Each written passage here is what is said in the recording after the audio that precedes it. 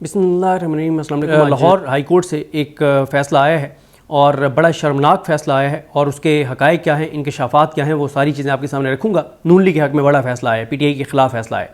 और दूसरा बात करेंगे, एक कानून पास कराया जा रहा है पंजाब असम्बली से। इस हुकूमत का जो कॉन्फिडेंस है, क्योंकि सब इदारे इनके साथ खड़े हैं, तो ये अवाम को जूते की नोक पे रख रहे हैं और रोज़ाना इनका गरूर तकब्बुर नज़र आता है। ये कहते हैं कि जो हमारा करना है कर लो, तुम्हारा कोई हमारा कुछ नहीं बिगाड़ सकता, क्योंकि ताकत हमारे साथ है और हम बंदूक के ज़ोर पे हम मुसल्लत हैं। तो जो हमारा कुछ कर सकते हो कर लो, ना अदालतों की कोई औकात और हैसियत रह गई है। अवाम को तो ये भेड़ बकरियाँ और जानवर समझते हैं और बहुत ही ज़्यादा ये ऊँची हवाओं में हैं, उस पर भी बात करेंगे। लेकिन आगाज़ में बड़ा अफसोसनाक सानिया हुआ भारत के अंदर। भारत में एक मुसाफिर त्यारा जो है वो गिर के तबाह हो गया है और 242 मुसाफिर उसमें सवार थे और अहमदाबाद से ये त्यारा उड़ा और ये जा रहा था लंदन।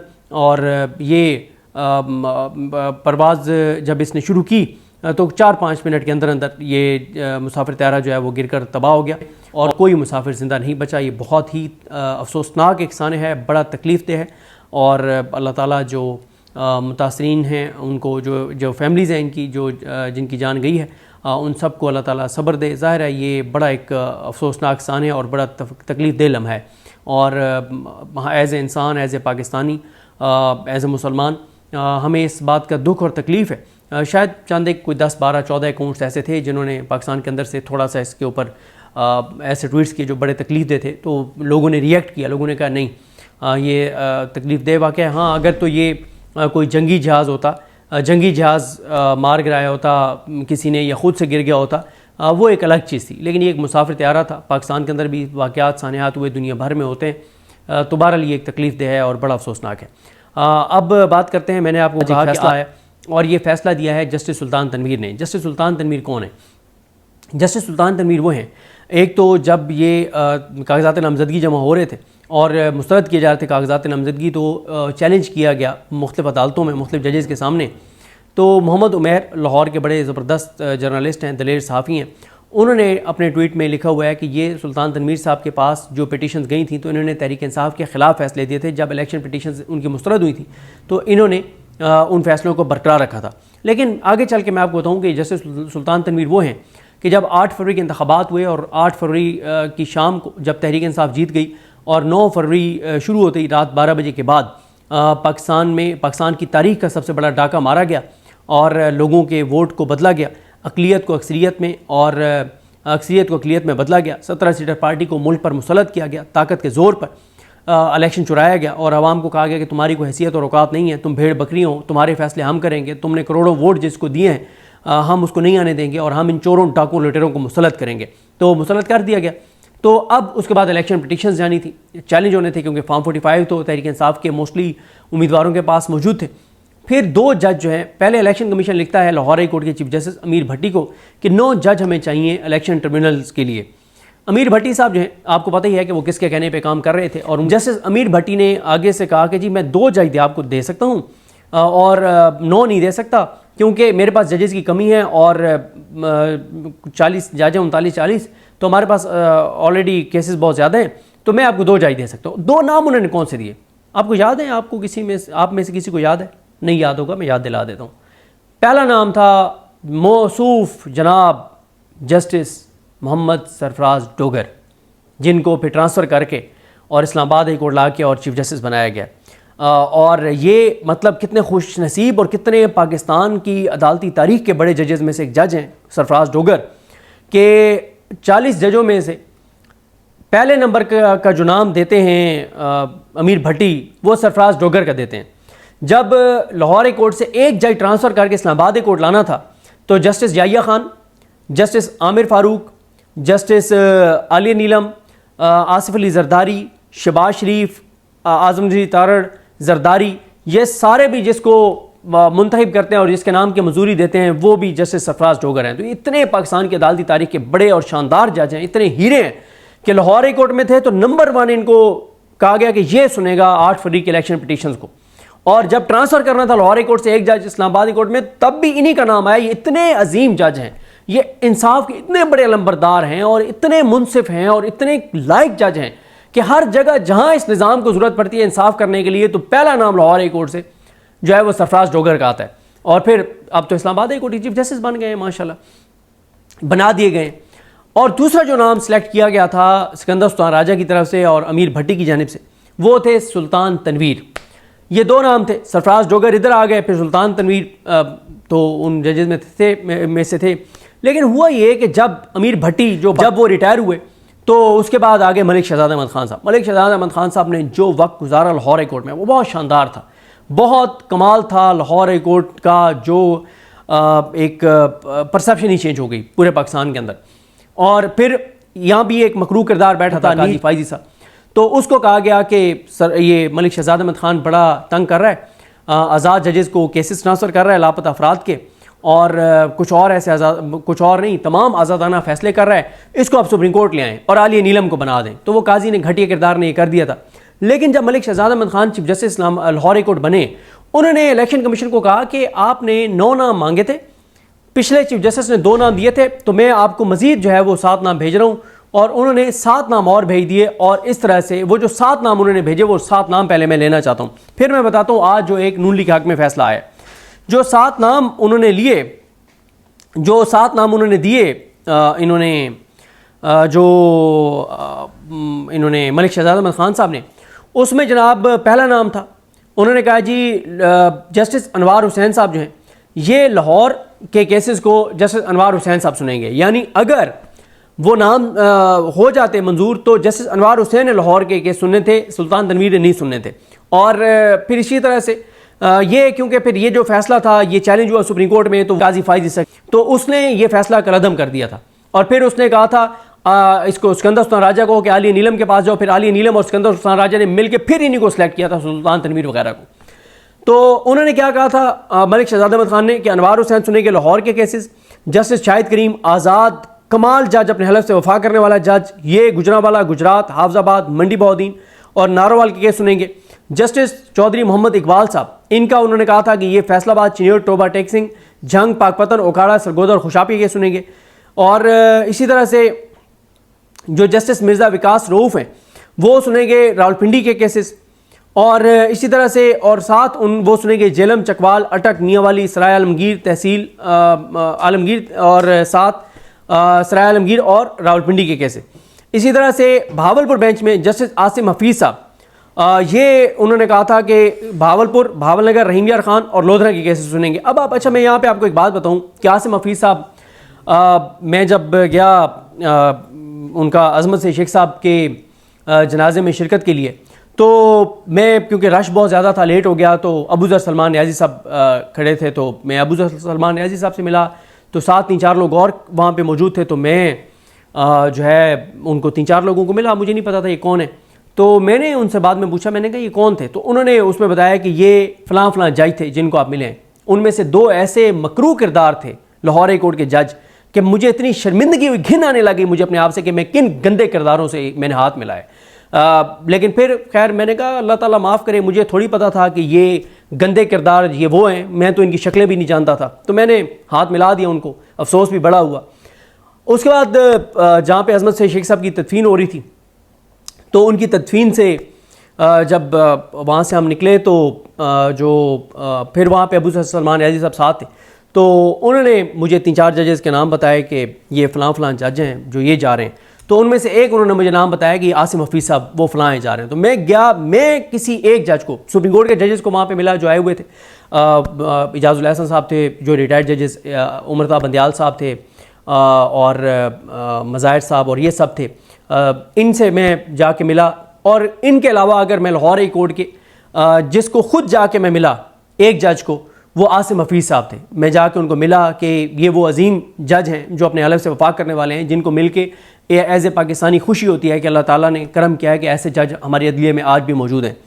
अच्छा, आसिम हफीज़ साहब के बाद रहील कामरान शेख साहब, इनको लगाया गया था कि ये मुल्तान ट्रिब्यूनल में बैठेंगे और ये मुल्तान, बखर, खानेवाल, विहाड़ी और सहीवाल के केसेस सुनेंगे। और सुल्तान तनवीर और सरफराज डोगर जो हैं ये उस वक्त क्योंकि उधर ही थे, तो इनको कहा गया था कि सुल्तान तनवीर सुनेंगे कसूर, शेखुपुरा, ननकाना साहब और सियालकोट के केसेस। सरफराज डोगर सुनेगा डेरा गाजी खान, लिया, मुजफ्फरगढ़ और राजनपुर के केसेस। अच्छा, लेकिन फिर क्योंकि वो गंदा किरदार जो काजी इधर बैठा था उस गलीज़ किरदार ने क्योंकि फिर ये फैसला ख़त्म करवा दिया मलिक शहजाद अहमद ख़ान साहब का और आलिया नीलम ने, और इन्होंने फिर मिल के ट्रिब्यूनल लगाए इसने सिकंदर उस्मान राजा ने। तो अब जी आज जो फैसला दिया है वो दिया है PP 145 PP 145 का फैसला दिया है यासिर गिलानी साहब के हल्के का सुल्तान तनवीर ने। अच्छा, अब इस हल्के के मैं आपको जल्दी जल्दी हक़ाइक़ बताता हूँ, आप सुनते जाएं और आप देखते जाएं कि किस तरह का हमारे मुल्क के अंदर 26वीं आईनी तरमीम के बाद निज़ाम चल रहा है। आलिया नीलम साहबा ने फिर क्योंकि इनका नाम दिया सुल्तान तनवीर का, उन्होंने कहा जी इंसाफ करेंगे। इंसाफ तो करना था, जिसको फिर आलिया नीलम साहबा और अमीर भट्टी भी जिसका नाम दें सुल्तान, फिर उसके बाद आलिया नीलम साहबा भी उसका नाम दें, सिकंदर उस्मान राजा को भी वो पसंद हो जज, तो वो फिर इंसाफ ना सिर्फ करेगा बल्कि इंसाफ होता हुआ नज़र भी आएगा। ये जनाब इनका PP 145 में जो ओरिजिनल फॉर्म 45 हैं उसके मुताबिक जो उज़्मा बुखारी के खामिद हैं समीउल्लाह, उनसे जीते यासिर गिलानी। अच्छा, पहले कुछ और फैक्ट्स आपके सामने रख देता हूँ कि यासिर गिलानी साहब के पास 168 के 168 पोलिंग स्टेशनों के फॉर्म 45 ओरिजिनल मौजूद हैं। 3 और जमातें, जमात इस्लामी, TLP और मरकज़ी मुस्लिम लीग ने भी अपने अपने, मरकज़ी मुस्लिम लीग नून नहीं, मरकज़ी मुस्लिम लीग ने अपने अपने फॉर्म 45 जमा कराए। उन 3 जमातों के फॉर्म 45 और इनके यासिर गिलानी साहब के फॉर्म 45 सेम है। उन तीनों के मुताबिक भी जमात इस्लामी, TLP और मरकज़ी मुस्लिम लीग के फॉर्म 45 के मुताबिक भी यासिर गिलानी साहब वो इलेक्शन जीते हैं।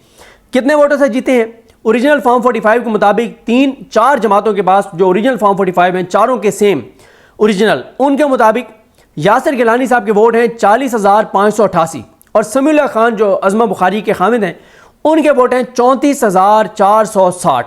तो यूं ओरिजिनल फॉर्म 45 के मुताबिक यासिर गिलानी साहब जीते हुए हैं 6,128 वोटों से। अच्छा, अब आ जाए इलेक्शन कमीशन के जो फॉर्म 45 हैं। अब आपको मैं बताऊंगा आगे कि आप हैरान रह जाएंगे कि किस तरह की चीज़ों में किस तरह के सबूत उनके सामने थे जस्टिस सुल्तान तनवीर के, और उन्होंने फैसला क्या दिया। इलेक्शन कमीशन के जो फॉर्म 45 अपलोड किए इलेक्शन कमीशन ने खुद, उसके मुताबिक 168 में से 146 पोलिंग स्टेशन के जो फॉर्म 45 हैं वो दोनों उम्मीदवारों के सेम है। 168 में से 146 सेम है, 22 के ऊपर डिस्प्यूट है, 22 इलेक्शन कमीशन ने जालसाजी की है, 22 फॉर्म 45 उनके अंदर। अच्छा, इलेक्शन कमीशन ने क्या किया कि जो फॉर्म 45 अपलोड किए हैं उसमें यासिर गिलानी साहब के वोटों को नहीं छेड़ा, वो उतनी रहने दिए। अलबत्ता समीउल्लाह खान के वोट तब्दील करके 34,000 से बढ़ा के 42,000 कर दिए। इलेक्शन कमीशन ने जालसाजी करके और फॉर्म 45 में 1972 वोटों से यासिर गिलानी साहब को हरा दिया और उसको समीउल्लाह खान को, उज़्मा बुखारी के खामिद को 1972 वोटों से जितवा दिया फॉर्म 45 के ऊपर इलेक्शन कमीशन ने। लेकिन फिर दिलचस्प बात देखें, इलेक्शन कमीशन ने फॉर्म 45 जो अपने अपलोड किए उसमें 1972 वोटों से जितवाया उसको समीउल्लाह खान को। लेकिन जो फॉर्म 48 है, फॉर्म 48 क्या होता है, फॉर्म 47 तो होता है ना, उसके ऊपर टोटल वोट लिखे हुए होते हैं कि नून लीग ने इतने लिए, पीपल्स पार्टी ने इतने लिए, TLP ने इतने लिए, जमात इस्लामी ने इतने लिए, फलां उम्मीदवार ने इतने लिए, PTI ने इतने लिए, सुन्नी इत्तेहाद कौंसिल, वो टोटल लिखे होते हैं। लेकिन ये जो टोटल होते हैं ना फॉर्म 45 के, फॉर्म 47 के ऊपर, और फॉर्म 45 होता है हर पोलिंग स्टेशन का, फॉर्म 48 होता है, एक फॉर्म 48 होता है, फॉर्म 48 होता है, उसके ऊपर हर पोलिंग स्टेशन के वोट लिखे हुए होते हैं कि पोलिंग स्टेशन नंबर 1 फलाना, उसमें इस उम्मीदवार के इतने वोट, इसके इतने वोट, इसके इतने वोट, इसके इतने वोट। और फिर फॉर्म 47 जो है वो फॉर्म 48 की बुनियाद पे तैयार होता है। तो फॉर्म 48 के ऊपर इलेक्शन कमीशन ने क्या किया, सुनिए जरा। फॉर्म 48 जो है उसमें इलेक्शन कमीशन ने जो यासिर गिलानी है उनको 4,316 वोटों से हराया। फॉर्म 45 जो खुद अपलोड किए इलेक्शन कमीशन ने, उसमें यासिर गिलानी जो PTI के उम्मीदवार है इमरान खान के, उनको हराया 1972 वोटों से, और अपने ही फॉर्म 48 पे उनको हरा दिया 4300 और 16 वोटों से। आप अंदाजा लगाएं इलेक्शन कमीशन के अपने फॉर्म 45 और फॉर्म 48 में फर्क है, अपने इलेक्शन कमीशन के अपलोड करदा। लेकिन यह नजर नहीं आया सुल्तान तनवीर को। फिर एक और हैरान कुन इंकशाफ सुने, मतलब सर आप पकड़ के बैठ जाएंगे कि हमारी अदालतें क्या कर रही हैं। यासिर गिलानी साहब ने रिकॉर्ड लगाया कि जो 22 पोलिंग स्टेशन है इसके, ये जो मुतनाज़ा, ये जो 22 फॉर्म 45 है जो इलेक्शन कमीशन ने उसमें चेंजिंग की है, उन 22 के अंदर अब होता क्या है, आप सब वोट डालने गए होंगे, मोस्टली डालने जाते हैं, या आपको पता है कम से कम जिन्होंने नहीं भी डाला। आप जब जाते हैं आपको 2 बैलेट पेपर दिए जाते हैं। इस्लामाबाद के अलावा पूरे पाकिस्तान में 2 बैलेट पेपर दिए जाते हैं, क्योंकि इस्लामाबाद में सूबाई नशिस्तें नहीं है, यहाँ पे एक होता है MNA का। बाकी पूरे पाकिस्तान में 2 दिए जाते हैं, एक MNA का, एक MPA का। वोट जो बैलेट पेपर जो इस्तेमाल होते हैं वो बराबर होते हैं, यानी अगर टोटल वोट कास्ट हुआ है 1,72,000, तो 1,72,000 ही बैलेट पेपर उसने फाड़ के दिए होंगे MNA की सीट के लिए और 172 ही फाड़ के दिए होंगे MPA के लिए। यहां पे क्या हुआ, जो 22 ये पोलिंग स्टेशन जहां पे या इसके समीउल्लाह खान के वोट बढ़ाए गए 8,000, वहां पे जो MPA की सीट के ऊपर हैं वो 8,000 वोट ज्यादा कास्ट करवा दिए इलेक्शन कमीशन ने जालसाजी करके, और MNA के उतने ही हैं। ये कैसे हो सकता है भाई? बैलेट पेपर तो 2 फाड़ के देता है ना वो जो प्रिजाइडिंग ऑफिसर और अमला बैठा होता है। ये कैसे हो सकता है कि उन्होंने 8,000 लोगों को, आने वालों को MNA का बैलेट पेपर दिया ही नहीं है, सिर्फ MPA का बैलेट पेपर दे दिया? ये कैसे हो सकता है? ये तो तसव्वुर नहीं है। कुल वोट जो कास्ट होते हैं वो उतने ही होते हैं MNA और MPA पे, लेकिन बाकी फर्क पड़ जाता है। कई बार हो सकता है कि MPA की सीट के ऊपर 5,000 वोट मुस्तरद हो जाए, MNA के ऊपर 3,000 हो जाए, तो ये तो हो सकता है, लेकिन कुल बैलेट पेपर जो इस्तेमाल होंगे वो सेम होंगे। लेकिन यहां पे क्या हुआ? यहां पे ये हुआ है कि MNA के 22 पोलिंग स्टेशनों के ऊपर जो वोट कास्ट हुए हैं, MPA के ऊपर 8,000 ज्यादा कास्ट करवा दिए इलेक्शन कमीशन ने जालसाजी करके। वजह 8,000 तो नंबरों में इन्होंने बढ़ाए हैं ना, बैलेट पेपर थोड़ी इस्तेमाल हुआ है, वो तो बाद में बैलेट पेपर पूरे किए होंगे। ये इतना चीजें मौजूद थी सबूत, उसके बावजूद सुल्तान तनवीर ने आज समीउल्लाह गिलानी की जीत को, समीउल्लाह गिलानी नहीं, समीउल्लाह खान जो नून लीग के आज़म बुखारी के खामिद, उनकी जीत को दुरुस्त करार दिया है, और यासिर गिलानी जो इमरान खान के उम्मीदवार हैं उनकी शिकस्त को दुरुस्त करार दिया है। ये किया है सुल्तान तनवीर ने, और अब ये मामला ऊपर अदालतों में आएगा। और ये है जस्टिस याहिया अफरीदी साहब का दौर, जो कल उनकी एक तस्वीर आई, पता नहीं कैसे मिल रहे हैं सऊदी अरब में, और इंसाफ की बड़ी, दीन में इंसाफ के ऊपर बड़ी वहाँ पे जिक्र हो रहा है कि इस्लाम इंसाफ का क्या दर्स देता है। तो ये हो रहा है, इस्लाम का जो दर्स है उसको मुताबिक दौरे याहिया खान अफरीदी में इंसाफ का बोलबाला हो रहा है। नीचे की अदालतों में भी मैं बताऊँगा, वो स्टोरी मैं तैयार कर रहा हूँ, एक दोस्त के से मैंने डाटा मंगवाया, वो भी आपको बताएंगे। ये हुआ है, यासिर गिलानी साहब के पास तमाम सबूत मौजूद हैं, वो ट्विटर पे भी शेयर किए हैं, बुकलेट में भी उनके पास हैं, लेकिन ये आज फैसला दिया है जस्टिस सुल्तान तनवीर ने, जिनको सिलेक्ट किया पहले अमीर भट्टी ने, और उसके बाद फिर आलिया नीलम ने, और सिकंदर सुल्तान राजा ने। और जस्टिस याहिया खान अफरीदी कहते हैं कि मेरी अदालतें इंसाफ कर रही हैं, सीना चौड़ा करके कहते हैं कि मेरी अदालतें इंसाफ कर रही हैं, मुझे फ़ख्र है। और वो हुकूमत की बहुत तारीफ़ें करते हैं कि बहुत अच्छा डिलीवर कर रही है, ये निज़ाम बहुत अच्छा चल रहा है, ये चल रहा है ये निज़ाम, ये कर रही है अदालतें इंसाफ। ये है पाकिस्तान की सूरत हाल। अल्लाह ताला रहम करें हमारे मुल्क के ऊपर। ये चीज़ें हैं। और फिर कहते हैं कि हर आने वाले दिन के साथ मुल्क में इस्तराब क्यों बढ़ रहा है, इस निज़ाम की नफरत क्यों बढ़ रही है, लोगों में गम व गुस्सा क्यों बढ़ रहा है, शिद्दत क्यों बढ़ रही है। इस तरह की चीज़ें होंगी तो फिर क्या कहा जा सकता है। तो ये कुछ चीज़ें थी। एक कानून का मैंने कहा था, उस पर नेक्स्ट वीडियो में बात करते हैं कि कानून जो आ रहा है वो क्या है। ये वीडियो काफ़ी लंबी हो गई है। मुझे अपनी दुआ में याद रखें। अल्लाह करीम हम सबका हामी नासर। अल्लाह हाफ़िज़।